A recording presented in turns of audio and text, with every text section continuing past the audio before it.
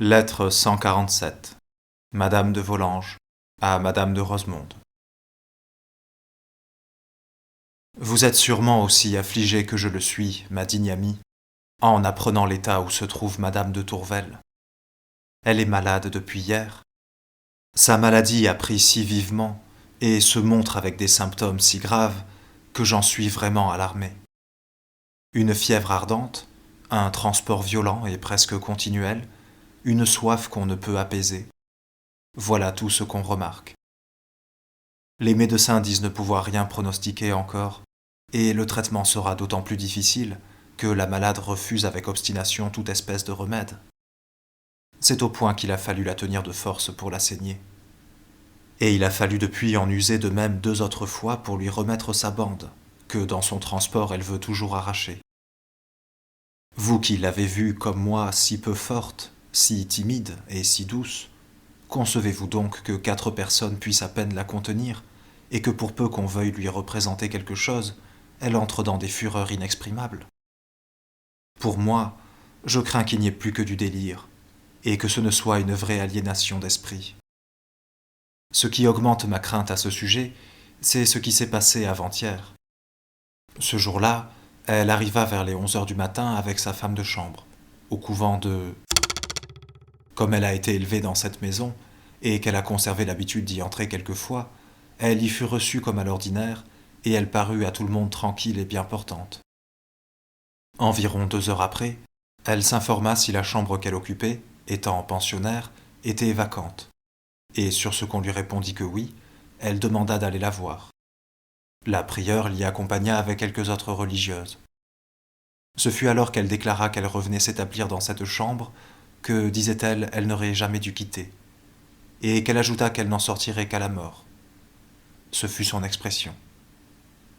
D'abord on ne sut que dire, mais le premier étonnement passé, on lui représenta que sa qualité de femme mariée ne permettait pas de la recevoir sans une permission particulière. Cette raison, ni mille autres, n'y firent rien. Et dès ce moment, elle s'obstina non seulement à ne pas sortir du couvent, mais même de sa chambre. Enfin, de guerre lasse à 7 heures du soir, on consentit qu'elle y passât la nuit. On renvoya sa voiture et ses gens, et on remit au lendemain à prendre un parti.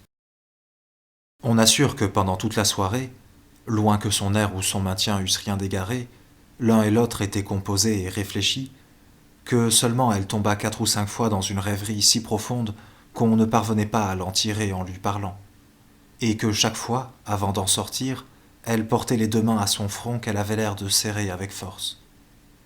Sur quoi, une des religieuses qui étaient présentes, lui ayant demandé si elle souffrait de la tête, elle la fixa longtemps avant de répondre, et lui dit enfin « Ce n'est pas là que j'ai mal ». Un moment après, elle demanda qu'on la laissât seule, et pria qu'à l'avenir on ne lui fît plus de questions. Tout le monde se retira hors sa femme de chambre, qui devait heureusement coucher dans la même chambre qu'elle, faute d'autre place. Suivant le rapport de cette fille, sa maîtresse a été assez tranquille jusqu'à 11 heures du soir. Elle a dit alors vouloir se coucher, mais avant d'être entièrement déshabillée, elle se mit à marcher dans sa chambre avec beaucoup d'action et de gestes fréquents. Julie, qui avait été témoin de ce qui s'était passé dans la journée, n'osa lui rien dire et attendit en silence pendant près d'1 heure. Enfin, Madame de Tourvel l'appela 2 fois coup sur coup. Elle n'eut que le temps d'accourir et sa maîtresse tomba dans ses bras, en disant « Je n'en peux plus ». Elle se laissa conduire à son lit et ne voulut rien prendre ni qu'on allât chercher aucun secours. Elle se fit mettre seulement de l'eau auprès d'elle, et elle ordonna à Julie de se coucher. Celle-ci assure être restée jusqu'à 2 heures du matin sans dormir, et n'avoir entendu pendant ce temps ni mouvement ni plainte.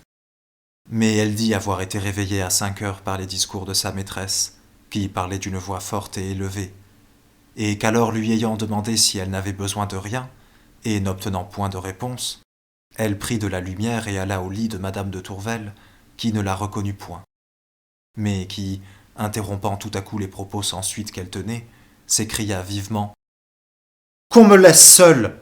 Qu'on me laisse dans les ténèbres! Ce sont les ténèbres qui me conviennent !» J'ai remarqué hier par moi-même que cette phrase lui revient souvent. Enfin, Julie profita de cette espèce d'ordre pour sortir et aller chercher du monde et des secours. Mais Madame de Tourvel a refusé l'un et l'autre, avec les fureurs et les transports qui sont revenus si souvent depuis. L'embarras où cela a mis tout le couvent a décidé la prieure à m'envoyer chercher hier à 7 heures du matin. Il ne faisait pas jour. Je suis accouru sur le champ. Quand on m'a annoncé à Madame de Tourvel, elle a paru reprendre sa connaissance et a répondu « Ah oui, qu'elle entre ». Mais quand j'ai été près de son lit, elle m'a regardé fixement, a pris vivement ma main qu'elle a serrée et m'a dit d'une voix forte mais sombre « Je meurs pour ne vous avoir pas cru ». Aussitôt après, se cachant les yeux, elle est revenue à son discours le plus fréquent. Qu'on me laisse seul, etc. Et toute connaissance s'est perdue. Ce propos qu'elle m'a tenu, et quelque autre échappé dans son délire, me font craindre que cette cruelle maladie n'ait une cause plus cruelle encore. Mais respectons les secrets de notre amie, et contentons-nous de plaindre son malheur. Toute la journée d'hier a été également orageuse, et partagée entre des accès de transport effrayants, et des moments d'un abattement léthargique, les seuls où elle prend et donne quelque repos.